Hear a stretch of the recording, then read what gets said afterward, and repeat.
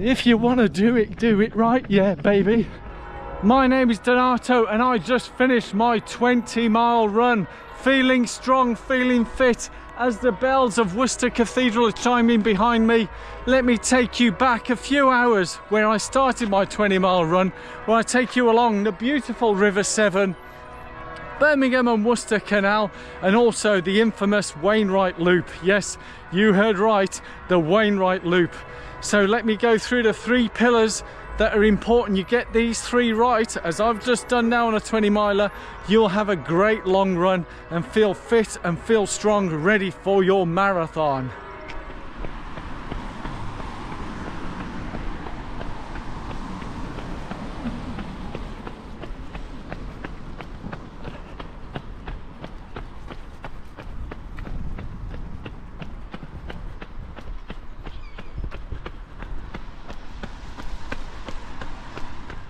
Good morning, it's Sunday the 10th of March and today I'm going to take you on my 20-mile long run. And today I'm going to talk you through, during my long run, the 3 key pillars of a long run. Get these 3 right and you'll have a fantastic time. Get them wrong, not only could it be catastrophic during the long run itself, but also have a knock-on effect on the days, weeks to come. So let's go and cover these 3 simple but not easy steps to follow. Now, a long run, in particular 20 miles, may sound daunting, especially if you've never done one before. It certainly was daunting to me, and even to this day sometimes I feel a bit anxious, nervous of what may or could happen.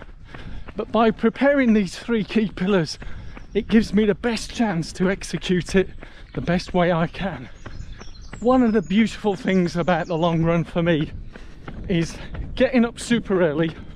It's about 6:45 in the morning and it's quiet and still. But by the end of this run, it may not be so quiet. But it's Sunday the 10th of March for me, and this will be completing week 7 of my Manchester Marathon training. And it's my first 20-miler of the training plan, and I'm following a similar plan to last year, where last year I only done one 20-miler and ran a 3:02 marathon at Manchester at the age of 61, where this year I'm hoping to beat that time and who knows, maybe even go sub 3 for the first time ever at age 62. Now that would be something, wouldn't it? So what are these 3 key pillars of the long run? As I said, get these 3 right and you'll have a fantastic time, and it'll have a massive positive effect over the coming weeks of training. Get them wrong, oh boy. Not only on the day itself, things can go a bit Pete-tong, but also it will have a knock-on effect in the coming week and maybe even subsequent weeks, and could seriously impact your marathon training, and we don't want that, do we? So the 3 key pillars are: how long is the long run? How long should you go for? Number 2, the speed. What speed should we be running the long run at? And number 3 is nutrition during the long run. As I said, get these 3 right, you'll have a great time. So the first of the pillars, how far should a long run be? As I'm passing the weir here on the River Severn. The River Severn is one of the longest rivers, if not the longest river in Britain, I think. So how long should a long run be? Now, often we hear about distances, but we very rarely hear about time. For me, how long the longest run should be, it's all about time on feet. And it's not just my opinion. This is from professional coaches from decades, yes? We're not making any new rules here. I have to give a warning. There is a lot of misinformation on social media, telling people it's okay to do this and it's okay to do that. Absolutely you're okay to do whatever you want. But I'm guessing you're watching this because you want to get it right, yeah? If you want to do it right, yeah, baby. Why make mistakes when other people have made them and we learn from those? So for me, time on feet, there's a thing called the 3-hour rule. Now, it's not hard and fast 3 hours. Some people say 2.5, some people say 3.5, but anything beyond 3.5 hours time on your feet on one run, that's plenty, yeah? Now, it all depends on the pace that determines the distance. You may recall I said earlier I only done one 20-miler last year and still ran a 3:02 marathon. So the key with the long run is time on feet and getting it at the right pace. Yes, so look at 3 hours and whatever your pace is, work that out in terms of distance. So we'll go on to point 2, the pace, speed, the need for speed, or more to the point, not the need for speed during a long run. Now the pace, the speed of a long run, it depends on the kind of long run you're going on, but I'm talking about a long, slow run. The pace should be what I call your forever pace. If you have the tech smartwatch, you can use your heart rate monitor, and often people talk about zone 2. In fact, even zone 1 is better. And the low tech one is what I'm doing right now. Chitty chatty pace. This should be the pace of your long, slow run. It is that simple. Unfortunately, often it's not easy to implement because running slowly is a bit of an art form, which is why we practice. Now, there is a caveat, as with all paces and speed, heart rates. It depends on the terrain you're running in. I've just come up a short, sharp hill, should we call it, where there's a lock. That's going to raise my heart rate and add to the effort, as you can hear from my breathing just coming off that. It's a bit more laboured. So if you're doing hilly, long, slow runs, you probably have to run more slower. Yeah, I know that might make sense, but it's amazing how many people feel the need to go at a certain speed, and all it'll do is have a long-term detrimental effect. Whew. Remember, guys, the forever pace, the pace you can run forever and ever. And I'll conclude at the end why this pace and the distance that you do is essential to follow. But the third point, often the most important, is the nutrition. Yes, nutrition, probably one of the most talked about and controversial topics in not just running but any sporting arena, because it's individual to every person. What may work for me may not work for you. But enough about the lectures of us being individuals. Let me tell you what I do. And you may have heard the phrase, don't try anything new on race day. Yeah, so one of the purposes of a long run, as well as getting used to time on your feet for your marathon, is getting used to what nutrition you take on during the run itself. Now again, you need to take in the factors of the temperature that you're running at, locations and all sorts, but there's two things we need to focus on. One is hydration, to remain hydrated, and two is taking on energy, carbs, however you want to call it. Yeah, so let's delve in a bit more into those two topics. Hydration, yes, water, again individual to people.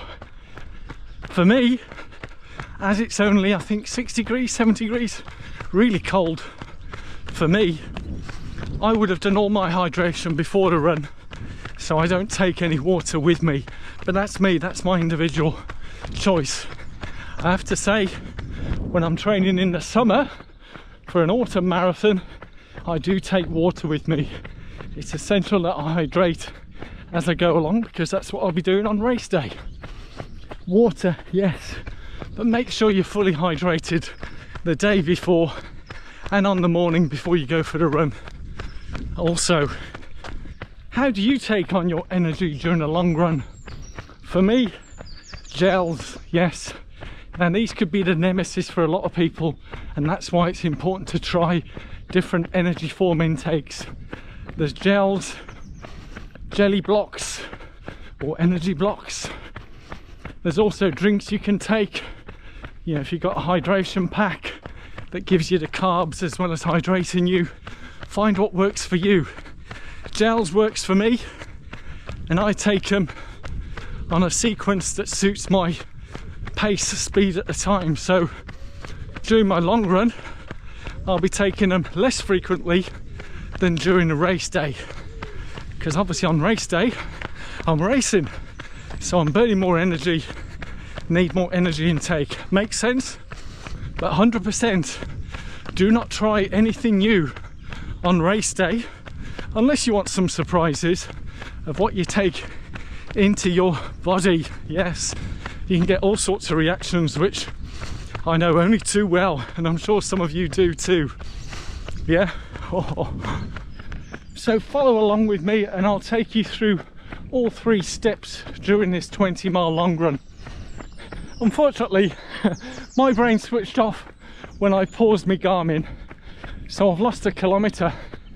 So the Garmin will say 31 kilometres instead of 32, but let's see how far we go, because sometimes I might add a cheeky kilometre in. But yes, remember, not too far now. So follow me and let's see how far we go, how long we go, and how often I take the nutrition on this 20-mile long run. Remember how I said don't try anything new on race day? Good job I tried this during my long run, which is why I missed a kilometre, because I paused my Garmin because my shorts were falling down. You're probably asking, why were my shorts falling down? Well, it had pockets for gels, so I put the gels in there, but as I was running, the shorts were falling down, so I had to pause my Garmin to get all the gels out and put them in me fanny pack pouch here at the front.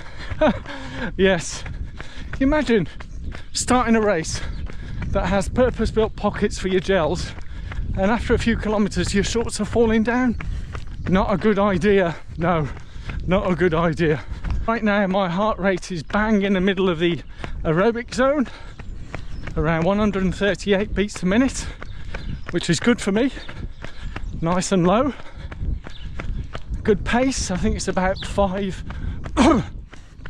between 5:05 and 5:10 a kilometre. So that feels comfortable for me. What's your comfortable forever pace? Let me know in the comments below.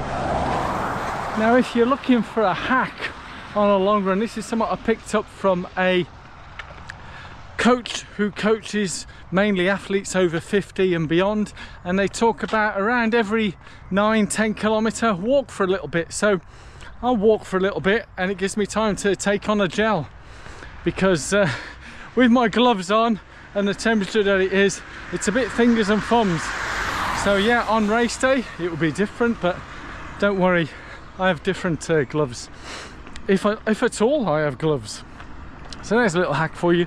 Do a little walk every sort of 9-10k, walk for a few minutes and then start again, and that may help as well with the long run.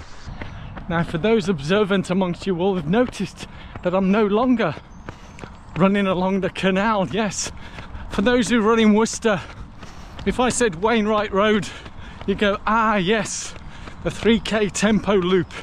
Yes, there's a loop that I'm running around, a 3k loop, which I've already spotted 4 of the top marathon runners in this area. They run around 2:30, sub 2:30 marathons, and they'll use this as their tempo loop. I'll use this as a loop, and it's another hack you can use for a long run. It used to help me when I was getting nervous or anxious, going out too far and then coming back what happens if I get stuck 10 miles away from home? How do I get back? By doing a loop, and the loop can be as big or small as you want, multiple loops. You can have your bottle of water waiting behind a tree or something, or lamppost. Nobody will touch it, and you can drink on that on each loop or every other loop. So there's another hack for you on the long run. Here on the Wainwright Loop in Worcester. Yes, which I only accidentally discovered because of the floods the other year. Couldn't run around the river, so I had to find somewhere to get the miles in without getting stuck in the mud. And here I am. Remember what I said about doing a loop and having a nutrition and drinks as you go around? There you go. So those 4 guys running around, yes, they got all their gels, waters, all set up and laid out as they go round. You know it makes sense.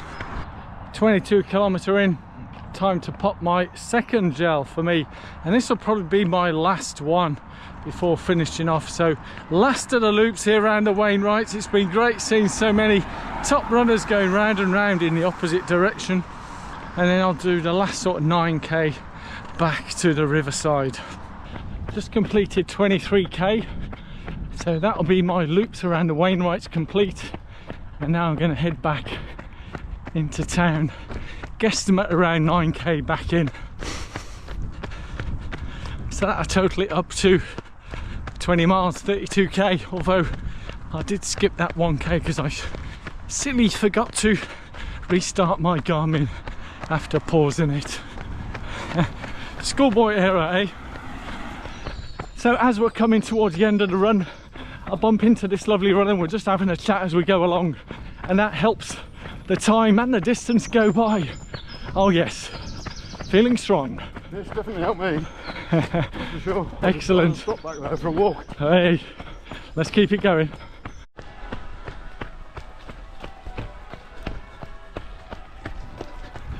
Don't know if you can hear that, but as I'm coming towards into Worcester city centre, the bells of the cathedral are ringing, and it's such an uplift that I need for the last 3 kilometres. I think I did overestimate, overcalculate, because I paused and missed a kilometre, so I'll be going over the 32. I think I'll be registered around 32, but hey, the bells of Worcester Cathedral. As I approach the end of my 20-mile run, the key indicator, if you followed all those 3 rules, is you finish feeling fit, feeling strong. Yes, maybe a little tired, but certainly not completely shot to pieces or depleted. Otherwise, one of those 3 has gone wrong, and we go again, we try again, and we keep practicing. As I'm coming towards the end now, it brings memories back of my first ever 20-miler for the Brighton Marathon, where I ran around Ledbury, Malvern area, and I knew when I finished that 20-miler, it took me 3 hours and 5 minutes, I knew that I could complete a marathon. So we don't need to run 26 miles to know we can finish a marathon. 20 miles is plenty, 16 is plenty for some. It's just about time on feet. So as the bells behind me are chiming, I'm ringing out to say, feel strong, feel fit, and enjoy your long run. Thank you so much for watching, and I'll see you all very soon. So yes, as an addendum, the Garmin recorded 31 kilometers, 370 meters. Yes, I skipped a kilometer because of pausing, forgetting I paused it, and also I didn't run back along the riverside, which would have added another kilometre on top of that, which would have put me over 33. So I thought, no, I've done plenty, I feel good, I feel strong, and I'm now gonna shower, change, have some recovery food and drinks, and then probably head over to the Church of the Runners.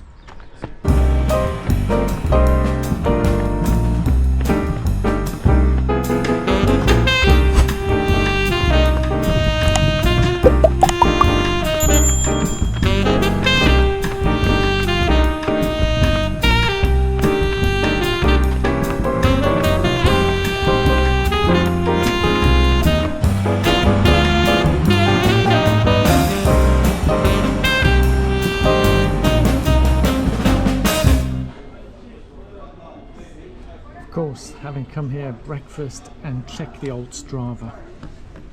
Yes, it's time to have my enjoyable, as it's falling out of my hand, breakfast wrap. Yep.